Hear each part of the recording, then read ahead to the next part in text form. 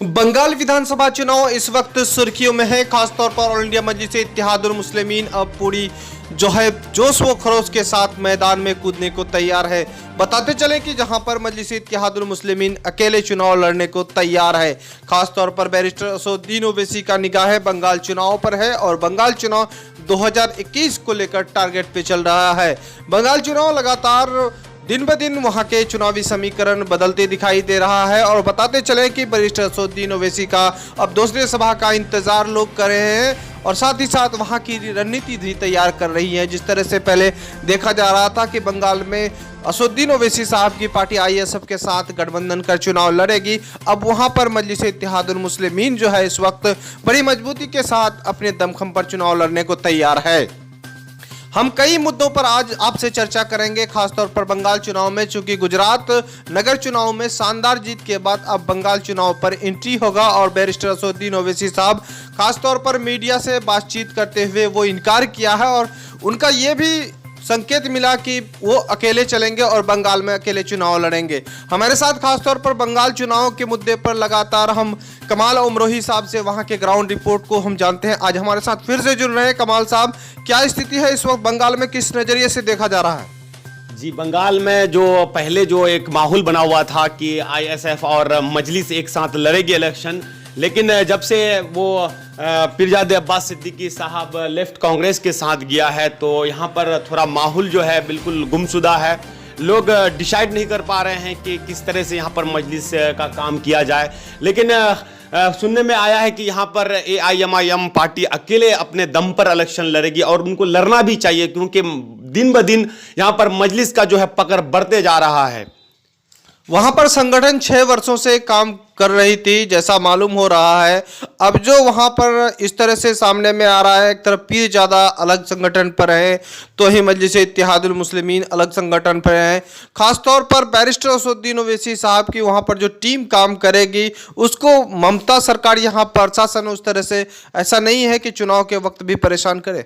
जी बिल्कुल, वो लगातार चुनाव के वक्त भी परेशान करेगी वो, क्योंकि यहाँ पर मजलिस में लोग बहुत तेजी के साथ जुड़ते आ रहे हैं। इसलिए कहीं ना कहीं ममता दीदी को मजलिस से खतरा है, क्योंकि यहाँ पर सभी दलों का जो नज़र है मुस्लिम वोटों पर है। इसलिए ममता दीदी की सरकार इसको मजलिस को ही टारगेट करेंगे पूरे चुनाव में। तो यहाँ पर देखिए, पहले जो आईएसएफ और मजलिस एक साथ लड़ना चाह रही थी इलेक्शन, तो यहाँ के वोटरों में कोई कंफ्यूजन नहीं था। जब से पीरजादे अब्बास सिद्दीकी साहब अपनी पार्टी को अलग कर दिए हैं और मजलिस जब अकेले अपने दम पर इलेक्शन लड़ेगी तो यहाँ पर थोड़ी सी दिक्कत का सामना करना पड़ेगा। पहले ऐसा लग रहा था कि दोनों पार्टी एक साथ गठबंधन में लड़ेंगे तो लमसम मालूम पड़ रहा था कि 80 से 100 सीटों में इलेक्शन लड़ सकते थे। लेकिन अब जो है पीरजादे अब्बास सिद्दीकी साहब अपनी पार्टी को दूसरे पार्टी के साथ गठबंधन कर लिए हैं, तो कहीं ना कहीं यहां पर मजलिस थोड़ी कम विधानसभा में इलेक्शन लड़ने वाले हैं। कमाल भाई, इस वक्त हम ये जानने का प्रयास करेंगे कि अभी कई चैनलों में हमने देखा जो मीडिया वहां पर उछाल रही है हिंदू मुस्लिम के कार्ड को। खासतौर पर यह बताया जा रहा है कि मजलिस इत्तेहादुल मुस्लिमीन जो है मुसलमानों की पार्टी है और ख़ासतौर पर मुसलमानों के वोट बैंक को वो इस्तेमाल करेंगे। तो क्या लग रहा है वहाँ पर लोग क्या सोच रहे हैं? जी देखिए, सबसे पहली बात तो यहाँ पर बंगाल में हिंदू मुस्लिम करने से ज़्यादा जो फ़ायदा है वो बीजेपी को जाएगा। लेकिन यहाँ पर जो है बीजेपी के पीछे छोड़कर ममता दीदी की सरकार अब मजलिस के पीछे हाथ धोकर पड़े हैं। तो मैं यही कहना चाहूँगा कि मजलिस जो पार्टी है वो नेशनल पार्टी है, किसी भी पार्टी का मोहताज नहीं है, उनका खुद अलग पहचान है। चाहे वो उत्तर प्रदेश को देख लीजिए, कुछ दिन पहले, आज से कुछ दिन पहले यहाँ पर गुजरात में इलेक्शन हुआ, वहाँ पर ज़्यादा नहीं 33 दिन के मेहनत के बावजूद वहां पर 49 सीटों में इलेक्शन लड़ा और 24 सीटों में उनको कामयाबी मिली। तो आप सोच सकते हैं कि मजलिस कितना जमीनी स्तर पर काम करते हैं। तो यहां पर भी अलग अलग टीम बिल्कुल जमीनी स्तर पर काम कर रहे हैं। मजलिस को घबराने की जरूरत ही नहीं है। मैं खासतौर से बंगाल के वोटरों से कहना चाहूंगा, क्योंकि मैं लगातार आपके द मैसेज न्यूज में रिपोर्ट दे रहा हूं, जमीनी स्तर पर मैं जाकर पूछता हूं लोगों को और लोगों से जानकारी भी लेता हूं, तो लोगों के मन में यही है कि कोई पार्टी कहीं भी जाए, मजलिस को यहाँ पर वोट हर हाल में मिलेंगे। और मैं बता दूं आपको कि मजलिस पहले ज़्यादा सीटों में इलेक्शन लड़ने वाले थे, क्योंकि खबर आया था कि यहाँ से अब पीरजादे अब्बास सिद्दीकी और बैरिस्टर असदुद्दीन अवैसी साहब गठबंधन में लड़ने वाले थे। तो अब हमको लग रहा है यहाँ जो है 50 से 60 सीटों में इलेक्शन लड़ेंगे, तो यकीनन मानिए कि 40 सीटों में उनको कामयाबी मिलेगी मजलिस को। यानी मजलिस को अब वहां पर 50 सीटों पे चुनाव लड़ना चाहिए अकेले, फिलहाल जो आप बता रहे हैं। जी बिल्कुल, क्योंकि अभी बंगाल में नया नया आया है मजलिस, क्योंकि वो यहाँ के लोग ज़्यादा हिंदी समझते नहीं है, लोगों को समझाने में थोड़ा कठिनाई भी हो रही है। तो घर घर जाके लोगों को समझाना होगा, क्योंकि यहाँ के लोग बंगाली जानते हैं, हिंदी इतना जानते नहीं है। और अगर देखा जाए कि बिहार से जो राज्य सटे हुए हैं बंगाल के, तो वहाँ के लोग हिंदी समझते हैं।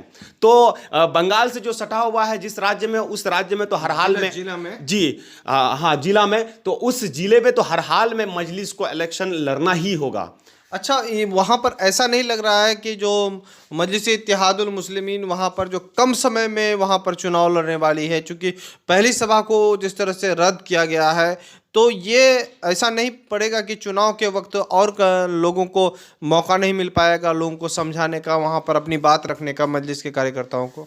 जी देखिए, मैं तो यहाँ के जो छोटी छोटी टीम है मजलिस के तरफ से, वो बिल्कुल अपना काम में लगे हुए हैं। वो अब तक अपना कदम पीछे नहीं हटाए हैं, उन लोगों को रोक भी नहीं सकते हैं, क्योंकि छोटा छोटा दल है, तो उन लोगों का जो है प्रशासन का नज़र नहीं आता है प्रशासन को, तो वो अपना काम में लगे हुए हैं। तो मेरे हिसाब से इतनी परेशानी नहीं होगी, क्योंकि मजलिस को अच्छी तरह से बंगाल के लोग जानते भी हैं और कई दिनों से चर्चे में भी हैं। बैरिस्टर असदुद्दीन अवैसी साहब, जब से उनका जो है सभा रद्द किया गया है और भी हवा पकड़ लिया है बंगाल में, लोग बिल्कुल इतना परेशान है कि आखिर मजलिस को यहाँ आने से प्रशासन क्यों रोक रही है, ये यहाँ की जनता जानना चाहते हैं ममता दीदी की सरकार से।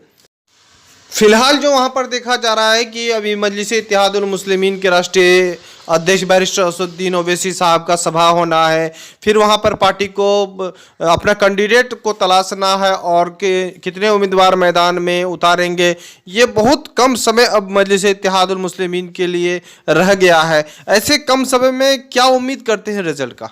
देखिए, यहाँ के लोग बिल्कुल मजलिस को सपोर्ट भी कर रहे हैं, अगर ज़रूरत पड़े तो अपना, यहाँ के लोग जो है लालची नहीं है। सबसे पहली बात, बंगाल के लोग बहुत सीधे साधे होते हैं और वो पैसे की लालच में नहीं आते हैं। वो देखते हैं कि हमारी आवाज़ कौन उठाएंगे, हमारे लिए कौन लड़ाई लड़ेंगे आगे तक। तो यहाँ पर मजलिस को अच्छी तरह से जान चुके हैं और ख़ास तौर से यहाँ पर जो बिहार में जो इलेक्शन हुआ, बिहार में जो मजलिस को कामयाबी मिली है, तो वहाँ का भी जो है प्रभाव बिल्कुल पड़ने वाला है बंगाल में। इसलिए यहाँ पर हर हाल में इनका खाता भी खुलेगा और ज़्यादा से ज़्यादा संख्या में खाता खुलने वाला है। मैंने कहा कि अगर 50 सीट में लड़ती है मजलिस, तो यहाँ पर 40 सीटों में इनको कामयाबी मिलेगी।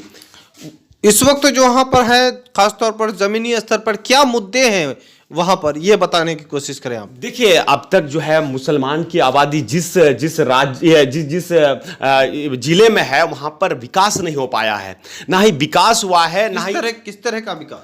जी, जैसे कि देखिए, रोड को देख लीजिए, उसके बाद नाला नहीं हो पाया है, शिक्षा पर ध्यान नहीं दे रहे हैं, उसके बाद कोई भी विकास नाम का कुछ चीज़ ही नहीं है। बिल्कुल ये ममता दीदी की सरकार जो है लोगों को बेवकूफ़ बनाए हैं। सिर्फ यही कि हिंदू मुस्लिम का जो है राजनीति कर रहे हैं आजकल, जैसे कि पहले ऐसा नहीं था। जब से मजलिस यहां पर आई है, इनके पेट में दर्द चालू हो चुका है, दर्द होना शुरू हो चुका है। और देखिए, पहले जो है ममता दीदी की सरकार टारगेट करते थे ये भाजपा को, लेकिन अब जब से मजलिस यहां पर अपना कदम रखी है, तो यहां पर सिर्फ सुर्खियों में मजलिस ही मजलिस है।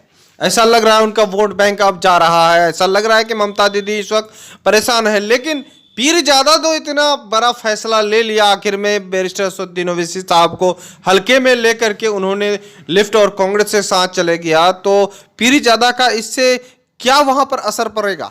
देखिए, यहाँ के लोग जो है, यहाँ की जनता, वो ISF पार्टी को जानते हैं पहले से, लेकिन यहाँ के लोगों का मिशन ये नहीं था कि हम पीरजादे अब्बास सिद्दीकी के साथ जाएं। इनका यहाँ के लोगों का मिशन था कि हम मजलिस के तरफ जाएं और पीरजादे अब्बास सिद्दीकी साहब अपनी पार्टी को लेकर लेफ्ट कांग्रेस में चले गए हैं तो इससे कोई ज्यादा प्रभाव पड़ने वाला नहीं है, क्योंकि यहाँ के लोगों के दिलों में मजलिस बच चुका है। और जब से बैरिस्टर असदुद्दीन अवैसी साहब का सभा रद्द हुआ है और भी मजलिस यहाँ पर मजबूत हो चुका है। शुक्रिया भाई जानकारी देने के लिए कमाल भाई, बहुत बहुत शुक्रिया। हमारे साथ कमाल भाई लगातार अपडेट देते हैं और खासतौर पर बंगाल चुनाव को लेकर हम चर्चा करते हैं, क्योंकि बंगाल चुनाव इस वक्त सुर्खियों में है और देश दुनिया की निगाहें बंगाल की सरजमीन पर टिकी हुई है। जो चुनाव करीब होते जा रहा है, चुनावी समीकरण के साथ चुनावी चर्चे भी ज़्यादा हो रहे हैं। खासतौर पर बंगाल में जिस वक्त असदुद्दीन ओवैसी का सभाएं रद्द होने के बाद ऐसा खबरें मिल रहा है कि मजलिस वहां पर मजबूत हो रही है और साथ ही साथ अब दूसरे सभा की तैयारी में मजलिस इत्तेहादुल मुस्लिमीन के राष्ट्रीय अध्यक्ष तैयार हैं। फिलहाल जिस तरह से खबरें आ रही हैं कि इस वक्त अकेले चुनाव मैदान में मजलिस वहां पर कूदेगी और साथ ही साथ एक इतिहास रचेगी।